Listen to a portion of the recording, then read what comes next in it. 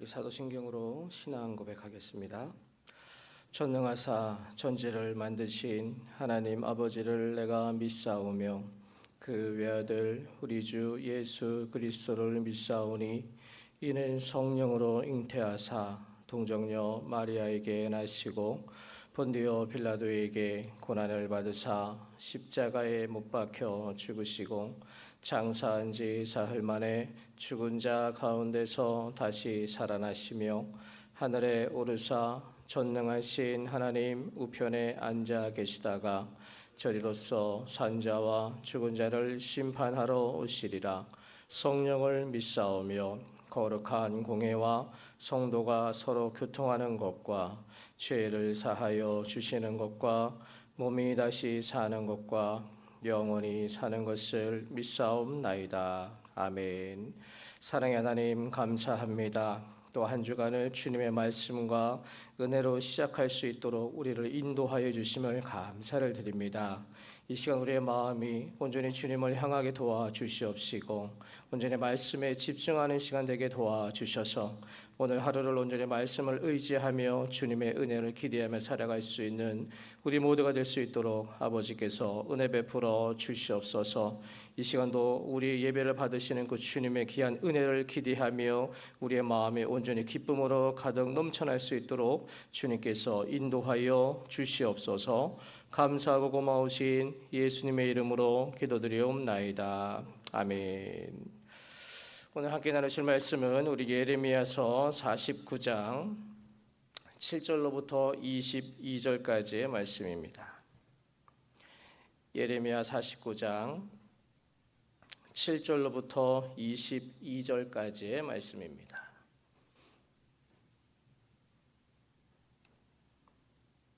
구약성경 1130면 전후가 되겠습니다. 예레미야 49장 7절로부터 22절까지의 말씀입니다. 우리 한 절씩 7절로부터 22절까지 교독하시겠습니다. 에돔에 대한 말씀이라. 만군의 여호와께서 이와 같이 말씀하시되 대만에 다시는 지혜가 없게 되었느냐? 명철한 자에게 책략이 끊어졌느냐? 그들의 지혜가 없어졌느냐?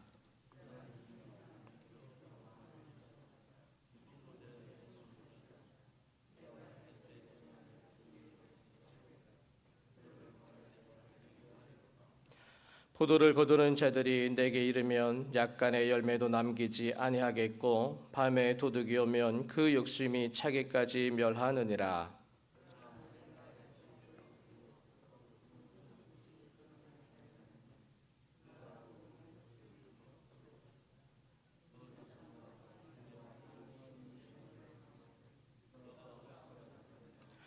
내 고아들을 버려도 내가 그들을 살리리라. 내 과부들은 나를 의지할 것이니라.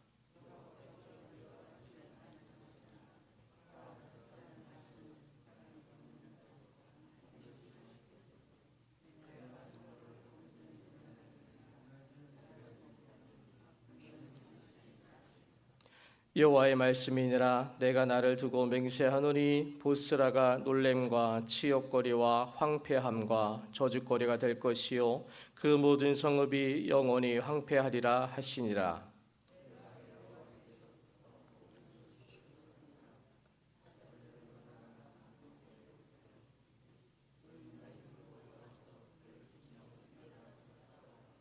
보라, 내가 너를 여러 나라 가운데에서 작아지게 하였고 사람들 가운데에서 멸시를 받게 하였느니라.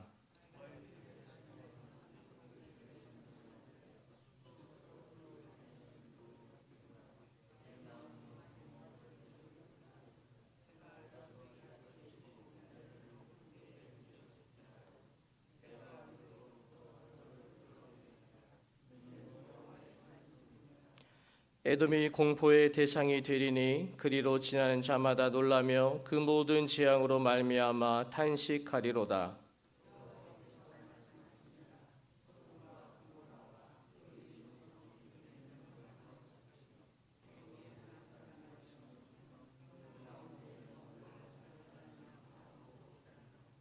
보라, 사자가 요단강의 깊은 숨에서 나타나듯이 그가 와서 견고한 저소를 칠 것이라. 내가 즉시 그들을 거기에서 쫓아내고 택한 자를 내가 그 위에 세우리니 나와 같은 자 누구며 나와 더불어 다툴 자 누구며 내 앞에 설 목자가 누구냐.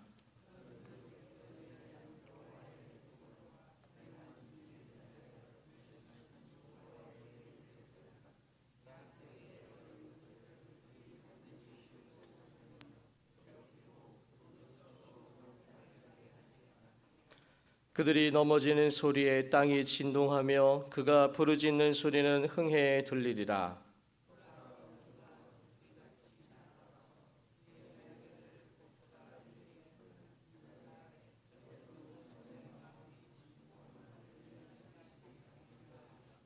아멘. 할렐루야. 이 시간에도 말씀 가운데 은혜가 넘쳐나는 귀한 시간 될 수 있기를 간절히 축원합니다. 오늘 본문에 보시면 하나님께서는 이제 애굽을 시작으로 해서 블레셋, 모압, 암몬 그리고 오늘 본문에 나오는 에돔에 대한 심판의 말씀을 계속 이어가고 있습니다. 애굽은 이 교만과 우상 숭배로 인해서 심판을 받게 됐고요. 그리고 블레셋은 이스라엘과 유다 백성들을 잡아다가 노예로 팔아버린 죄로 인해서 심판을 받게 됩니다. 그리고 모압은 우상 숭배로, 그리고 암몬은 교만으로 심판을 받을 것을 말씀하고 있습니다. 자, 그리고 오늘 본문에 나오는 이 에돔에 대해서도 역시 심판의 말씀을 하십니다. 본문 8절부터 10절까지의 말씀에 바로 하나님께서 에돔을 심판하시는 모습이 참 무섭다라는 것을 알 수가 있는데요. 자, 그 내용인즉 무엇이냐면 그 백성들이 빨리 도망쳐서 깊숙한 곳으로 피하라고 말씀을 하고 있습니다. 왜냐하면 재앙을 내릴 것인데 모든 자손과 친척과 이웃들이 다 멸망할 것이라고 아주 무서운 심판의 말씀을 하셨기 때문에 그렇습니다. 한마디로 하나도 남김없이 다 쓸어버리겠다라고 말씀을 한 거예요. 자, 하나님께서 왜 에돔에게 이런 심판을 내리셨을까요? 자, 그 이유는 7절 말씀에 있습니다. 7절 말씀을 잠깐 보시면 에돔에 대한 말씀이라 만군의 여호와께서 이와 같이 말씀하시되 대만에 다시는 지혜가 없게 되었느냐 명철한 자에게 책량이 끊어졌느냐 그들의 지혜가 없어졌느냐. 자, 하나님께서 말씀하시는 이 심판의 이유가 무엇이냐면 에돔이 지혜가 없다라고 말씀하시는 거예요. 자, 그런데요, 지혜가 없어서 심판을 받는다. 어떻게 보면 좀 이해가 안 가는 말씀이죠. 어떻게 지혜가 없다라고 해서 모든 것을 다 쓸어버리겠다라고 말씀을 하셨을까요? 자, 그 이유를 7절의 말씀을 다시 잘 보시면 대만에 다시는 지혜가 없게 되었느냐라고 하면서 물어보죠. 자, 이 말은 무슨 뜻이냐면 대만에 지혜가 있었는데 왜 지금은 없느냐라고 물어보는 거예요. 대만이란 곳은 에돔의 북부 지역에 있던 땅입니다. 그리고 그 부족들 가운데서는 지혜가 많았던 사람들이 있다라는 것을 성경 곳곳에서 전하고 있어요. 자, 그런데 그 지혜가 없어졌다라고 말씀을 하는 거예요. 자, 지혜가 없어진 이유를 16절에 말씀하고 있는 거예요. 바위 틈에 살며 산 꼭대기를 점령한 자여 스스로 두려운 자인 줄로 여김과 내 마음의 교만이 너를 속였도다. 내가 독수리같이 보금자리를 높은 데에 지었을지라도 내가 그리로부터 너를 끌어내리라. 이는 여호와의 말씀이니라. 이게 무슨 말씀이냐면 대만에 지혜가 있는 사람이 많았었는데 지금은 그 지혜가 없어졌고 교만이 가득 넘쳐나고 있기 때문에 심판을 당할 것을 말씀하는 것입니다. 대만에 있던 사람들은 지혜자가 굉장히 많았었지만 그 지혜로 인해서 오히려 교만해졌고 그 교만 때문에 바로 지혜를 잃어버린 결과를 가져왔다라고 말씀하고 있습니다. 자, 하나님께서 기뻐하시는 것이 무엇인지, 하나님께서 원하시는 것이 무엇인지, 그리고 하나님이 싫어하시는 것이 무엇인지를 분별할 수가 없다라는 거예요. 분별할 수 있는 지혜가 이제 없어졌다라는 것입니다. 지혜는 우리가 살아가는 데 있어서 굉장히 중요한 부분 중에 하나입니다. 특히나 우리가 믿음 생활을 할 때에는요, 이 지혜가 더더욱 필요하다라는 것을 우리가 느끼게 돼요. 자, 그래서 오늘은 이 지혜라는 제목으로 말씀을 잠시 나누고자 합니다. 자, 지혜에 관한 말씀은 우리가 잘 알고 있듯이 솔로몬의 잠언에 굉장히 많이 기록이 되어 있습니다. 자, 그런데 이 야고보서에서도 이 지혜를 언급하고 있는데요. 야고보서 1장 5절에 보니까 너희 중에 누구든지 지혜가 부족하거든 모든 사람에게 후히 주시고 꾸짖지 아니하시는 하나님께 구하라 그리하면 주시리라 라고 말씀을 하십니다. 자, 여기서 지혜란 것은 어떤 지혜를 말씀하는 걸까요? 저는 이 지혜가 무엇을 위한 지혜일까를 한번 생각해 봤습니다. 이 땅에서 성공하기 위한 지혜, 아니면 돈을 많이 벌 수 있는 지혜, 아니면 건강하게 살아가는 지혜, 아니면 우리가 조금 더 성숙한 생각으로 하나님을 잘 아는 지혜일까요? 이 말씀만 봐서는 잘 알 수가 없는데요. 그래서 저는 이 성경책에 나와 있는 지혜란 단어를 다 검색을 해서 이 지혜란 단어가 어떻게 사용이 되었는지를 한번 찾아봤어요. 자, 그런데 이 성경에서 이 지혜는요, 우리가 생각하는 것과는 조금 다르게 사용이 되어져 있습니다. 지혜라 하면요, 보통 우리는 학문이나 어떤 지식과 같이 우리가 살아가면서 습득을 하고 공부하고 노력해서 얻어지는 축적된 어떤 이론이다라고 생각을 하게 되는데, 자, 그러다 보니까 우리가 성경 말씀에서도 역시 이 지혜를 비슷하게 우리가 생각을 한다라는 거예요. 우리의 삶과 생활에 관련되어 있는 어떤 육적인 지혜가 아닐까 하는 생각입니다. 아니면 반대로, 정반대로 우리가 살아가는 이 세상의 지혜가 아닌 하나님을 잘 알고 하나님과 관련된 영적인 지혜라고 많이들 아마 생각해 볼 수도 있습니다. 자, 그런데요, 성경에서 말씀하고 있는 이 지혜는요, 육적인 지혜만도 아니고 그리고 영적인 지혜만도 아닌 영과 육의 공통된 지혜를 말씀을 하고 있습니다. 요한 3서 1장 2절에 보면 내 영혼이 잘된 같이 내가 범사에 잘되고 강건하기를 내가 간구하노라 라고 말씀하셨어요. 자, 이 말씀을 잘 보시면 하나님은요, 영적인 것만을 강요하시는 분이 아니다라는 것을 알 수가 있습니다. 내 영혼이 잘되기를 간구한다면 내가 범사도 잘되고 강건할 수 있다라고 말씀을 하시는 거예요. 즉 영과 육이 모두 다 잘되기를 바라고 계신다라는 것입니다.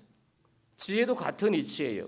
하나님만을 아는 지혜를 말씀하실 것 같지만 이 세상에서 살아갈 수 있는 지혜도 포함이 되어 있다라는 것입니다. 그래서 우리는 이 양쪽 다 포함한 지혜를 한마디로 요약하자면 바로 믿음 생활을 잘 할 수 있는 지혜라고 말씀을 드릴 수가 있습니다.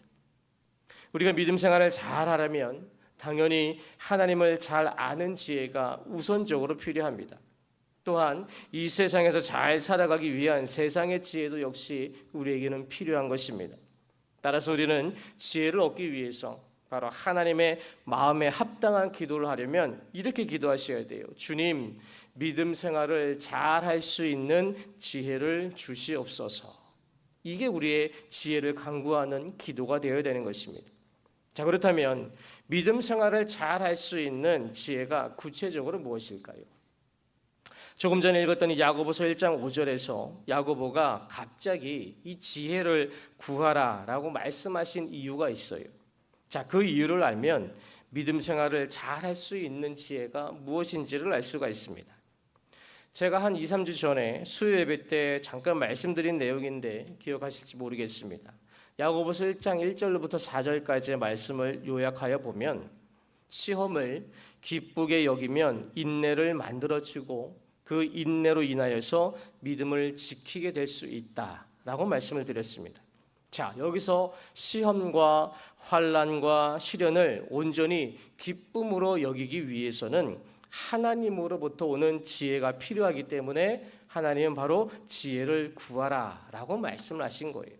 즉 하나님으로부터 오는 지혜는 과학적인 지식이 아니고 하나님의 뜻을 깨달아서 그리스도인으로서 의로운 생활을 하도록 하는 것임을 말하는 것입니다. 우리가 신앙생활을 할 때 반드시 필요한 것 중 하나가 바로 하나님이 주시는 지혜다라는 것이에요. 이 지혜의 유익은 굉장히 많습니다.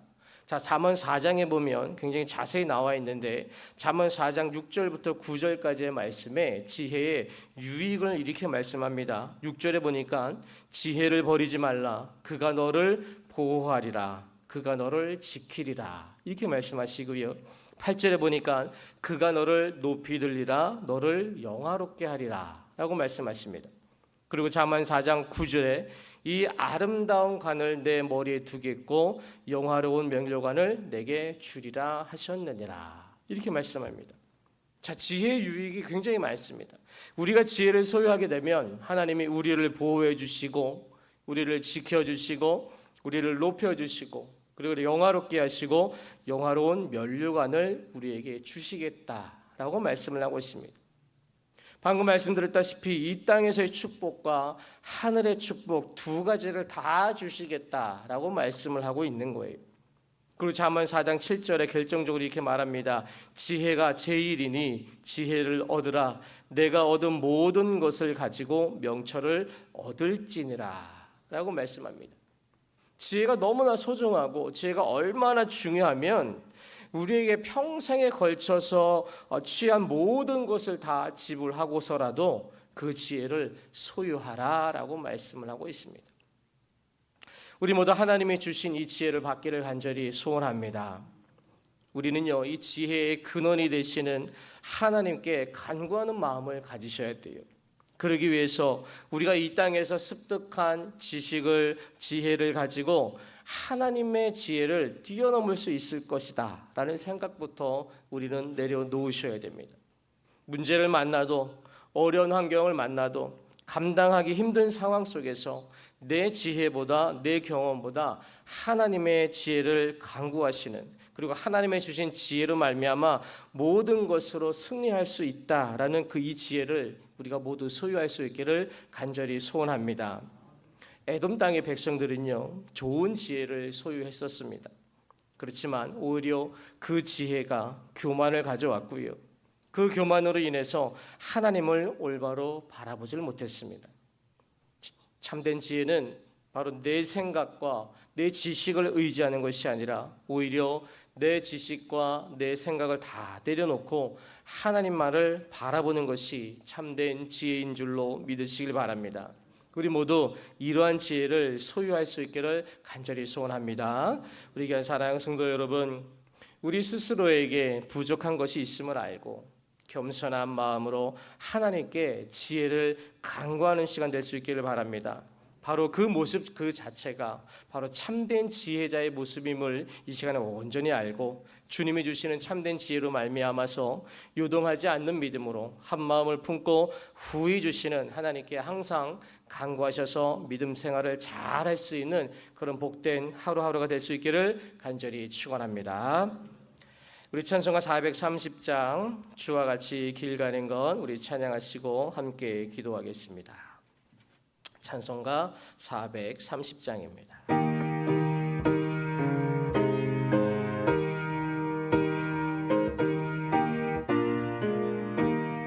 주와 같이 길 가는 것 즐거운 일 아닌가. 우리 주님 걸어가신 발자취를 밟겠네. 한 걸음 한 걸음 주 예수와 함께 날마다 날마다 우리 걸어가리. 어린아이 같은 우리 미련하고 약하나 주의 손에 이끌리어 생명길로 가겠네.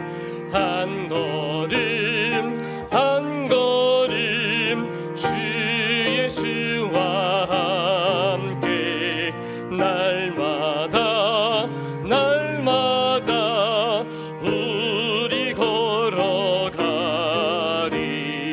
꽃이 피는 들판이나 험한 골짜기라도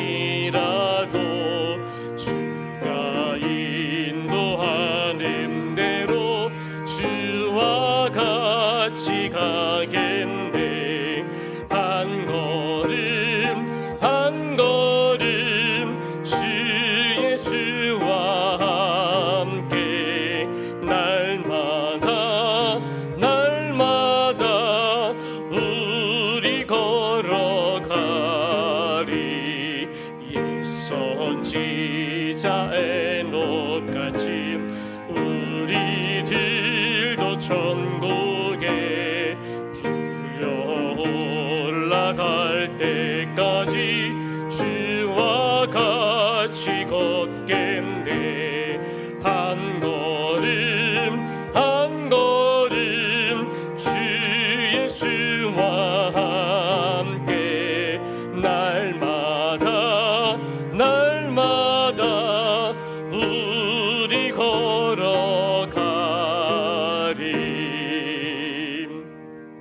우리 이 시간 함께 기도하겠습니다. 먼저 우리 인도네시아 단기 선교팀을 위해서 기도 부탁드립니다. 아직까지도 이동 중이시는 시간인데 주님께서 그 이동하는 모든 시간 주님께서 인도하여 주셔서 주님의 귀한 은혜 가운데 잘 도착지에 도착해서 주님의 귀한 사명 잘 감당할 수 있도록 도와주시옵소서 하는 기도의 제목과 모든 일정을 주님께서 주관하여 주셔서 단 한 명도 아프지 아니하고 힘들지 아니하고 주님의 귀한 사명 잘 감당하고 돌아올 수 있도록 주님 도와주시옵소서 하는 기도의 제목과 이 시간 우리가 주님 앞에 참된 지혜를 얻기 위해서 믿음 생활을 잘 할 수 있는 지혜를 우리에게 주시옵소서 하는 기도의 제목을 가지고 우리 이 시간에 다 같이 주여 삼창하시고 합심하여 기도하겠습니다.